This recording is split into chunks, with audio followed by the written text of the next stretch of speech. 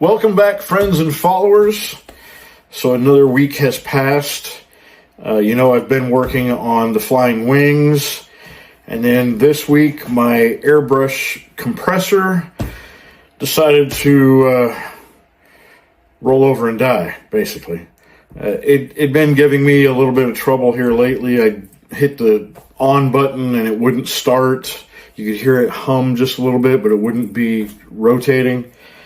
And then, do that a few times, it would finally start. But the other day I tried it. I kept turning it off and on, off and on, off and on, and it never did come back to life on me. So I've got a new one on order. Should be here in a few days. But as a result of that, I kind of put the flying wings to the side momentarily because I really needed the airbrush to continue with what I was doing on those. And I decided I needed to get back to my USACC build.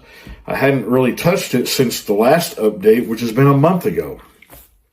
And in that one, I gave you some ideas of what direction I was going and some of the work I was going to do. And I got some of that work done. I'm making some advances in my own modeling, trying out things that I've never done before. I've seen other people. I've been inspired by some other YouTubers. Hobby Dude 007, y'all know him. Mark Batson does some great scratch building work to get some of the details that he's got.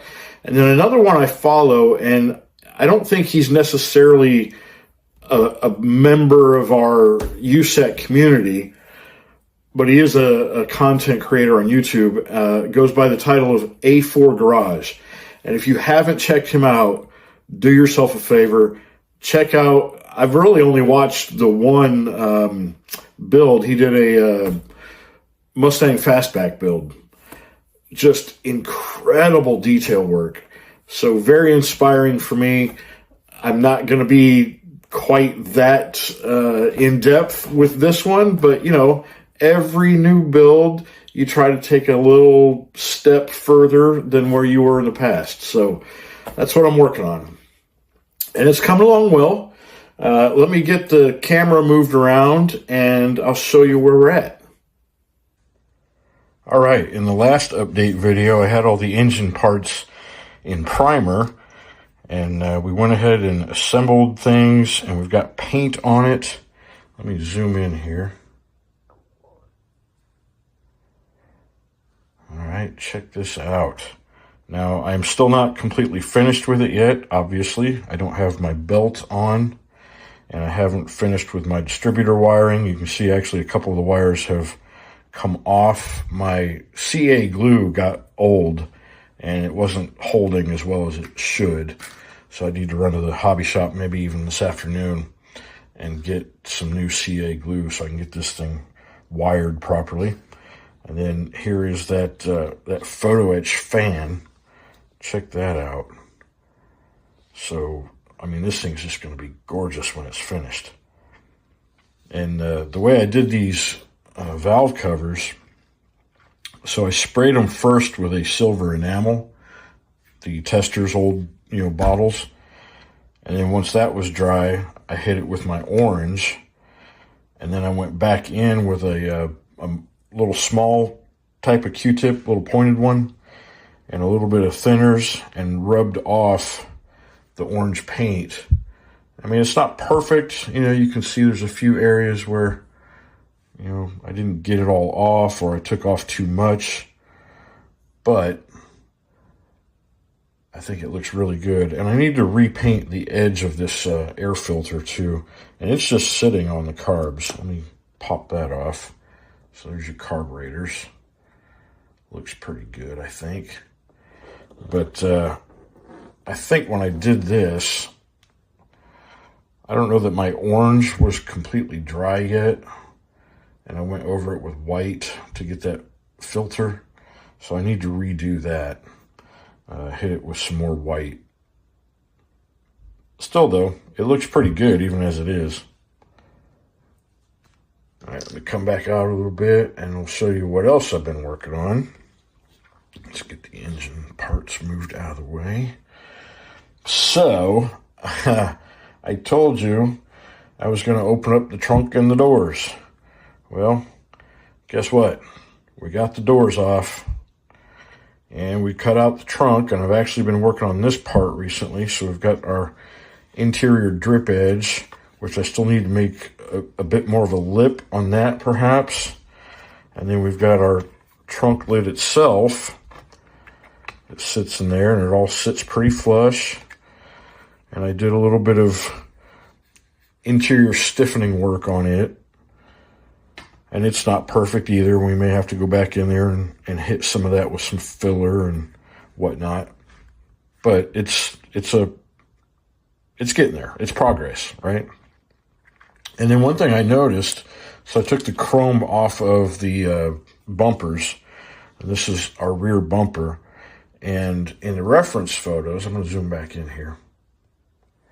So in reference photos, this interior portion of this bumper, so from the taillight over to the other side, this taillight, this whole section right here is actually part of the trunk. All right, so I'm going to have to separate that and then glue that to the trunk. And that's going to take a little bit of work.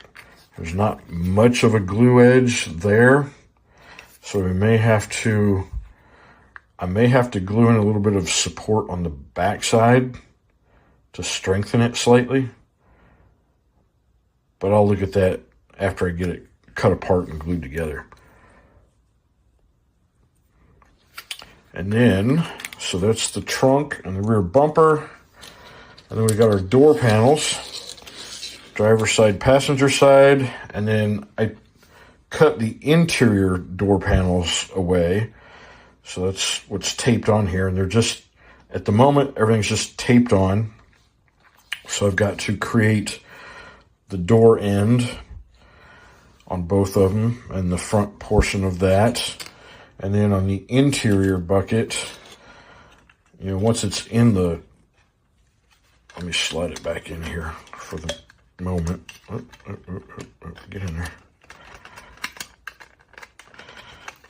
Oh, come on. Yeah, there we go. Hard to do on camera. All right, what's going on here? Something's not catching quite right. Oh, there we go. All right, there we go. So, same thing here. We got to create our door jambs. And then we'll have to create our hinges, obviously, for the doors. But I'll show you how well this came out. I mean, there's not a lot of gap there to have to fill, if much of any, really. It's almost a perfect cut. I mean, it's going to take just a little bit of work around those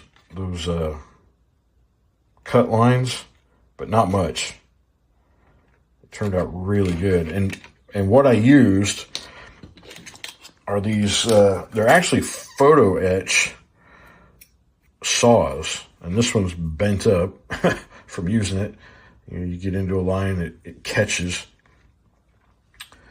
But is it going to focus? Maybe not. I don't know. I don't know if you can see that or not. Let me see. There we go. Those fine, fine teeth. So what I started with was the back of my X-Acto blade, just using the back side of it to deepen those lines. But then I went in with these micro saws. I mean, that's actually slightly thinner than my number 11 X-Acto blade. It's probably half the thickness. So if we put those side by side as best we can, you can see how much thinner that micro saw is.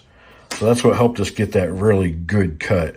And I've got this curved one, and I've also got, where'd I put it? I've got one that's more of an angled tip.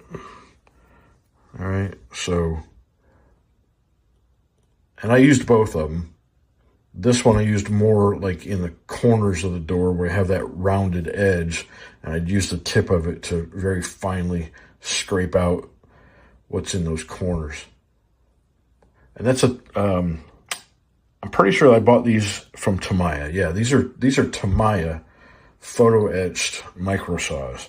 So get yourself some of those if you're into cutting parts away from your automobile.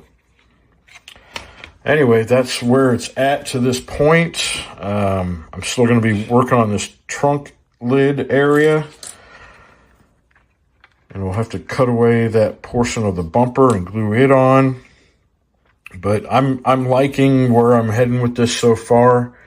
Like I said, I've been working on the airplanes and haven't done too much to this, but you'll see a little more progress on this, I think, as well.